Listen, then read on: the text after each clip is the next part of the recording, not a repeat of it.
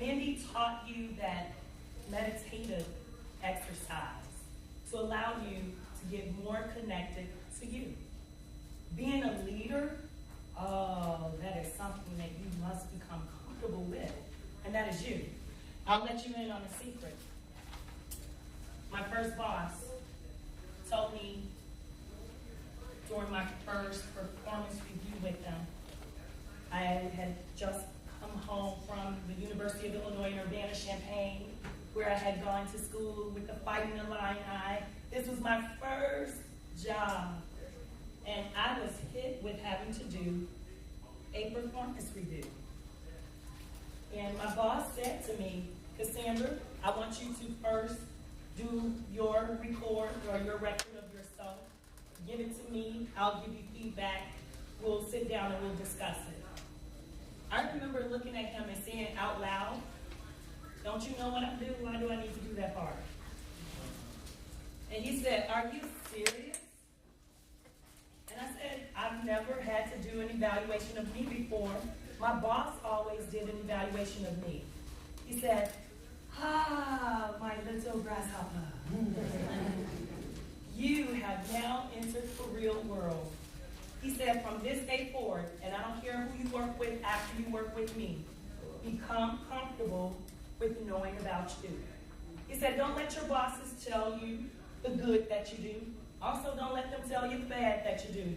He said, but make certain that you recognize all that you do, whether it's good, whether it's bad, or whether it's downright ugly. You got to know that. So the mastering self, the secret is know you, the good, the bad, and the ugly. Yet couple that with our O, which is others, or as we like to call it, building relationships. How many of you are familiar with the phrase building connections? If you're familiar with this, say, I'm familiar with it. Building connections. You're familiar already with establishing a bond with those that you're working with. Being leaders. One of my mentors is Charles Brooks. I'm sure many of you know Charles Brooks, former district governor for District 30, former trio member. You know, Charles went through the ranks. Charles is the reason why I started the Wrightwood-Ashburn Overcomers Toastmasters Club. And Charles was one of my first mentors when I joined Toastmasters in 1998. And Charles said to me, you're not a leader if you look behind you and there's no one there. He said, leaders are able to have teams. During that time, we were using the word followers. Now we're more comfortable with saying team members, partners. So we want you to have partners, connections. Because of that, I want to do an exercise with you. I would like for you to partner with someone that's sitting next to you so we can have teams of two. Teams of two as much as possible. Get with teams of two. Get with someone that you're sitting next to, in front of, behind of. And once you establish your connection, I'll give you your next step.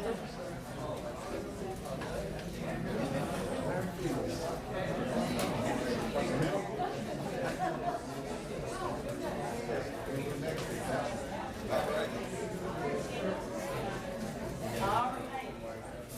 Does it look as if we have partnerships? Yes. Yes. Good. So we have partners.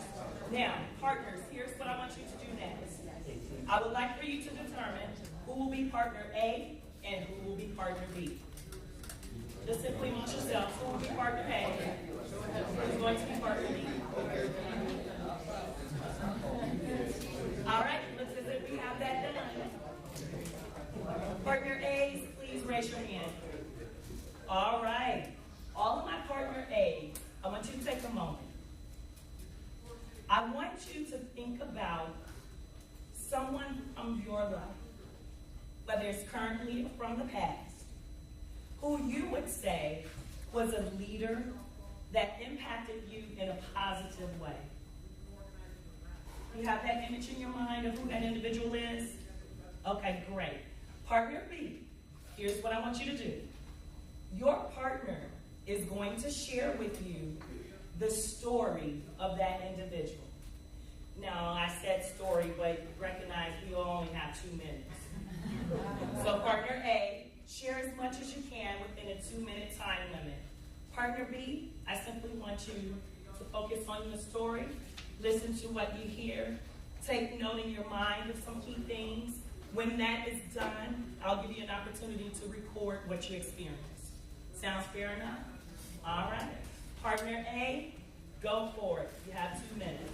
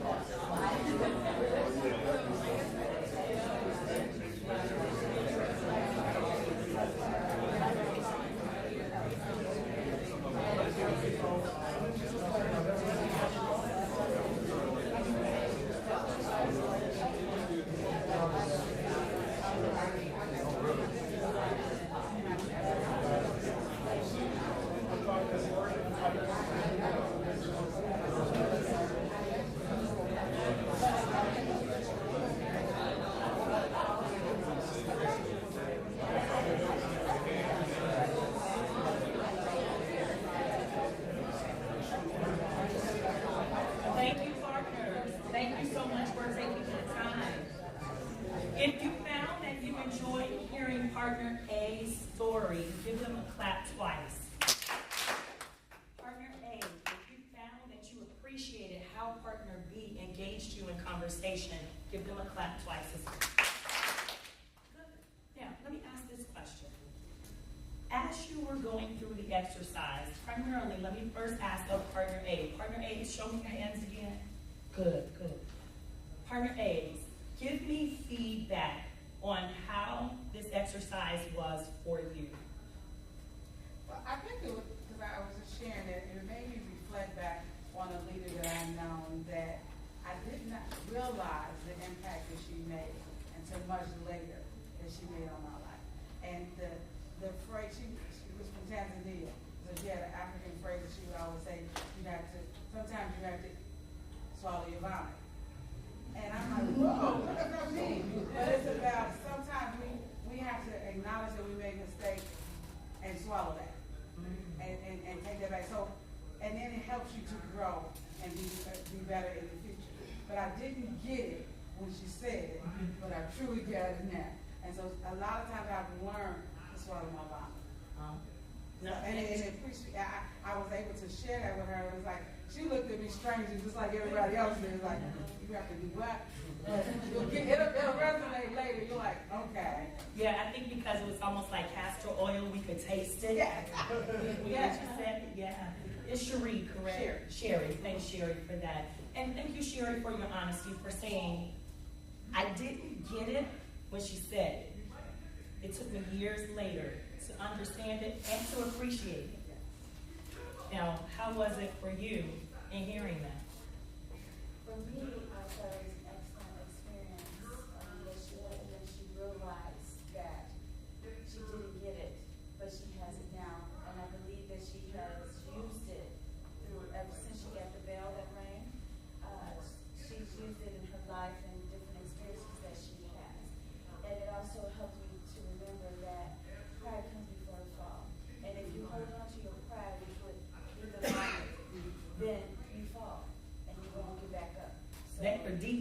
partners, weren't they? Give everyone your first name. I'm Angela. Angela, thank you, Angela, for sharing that and for being able to take all of what Sherry said. You took it all in, and you came up with your own perception of that. And what you left us all with is about the pride. The pride comes before the fall, and as you said, that fall is what will create that vomit. Yet for both of you in your partnership, you had a connection. The story was shared, you were listening, and you both took something away from that. Let's give them a round of applause.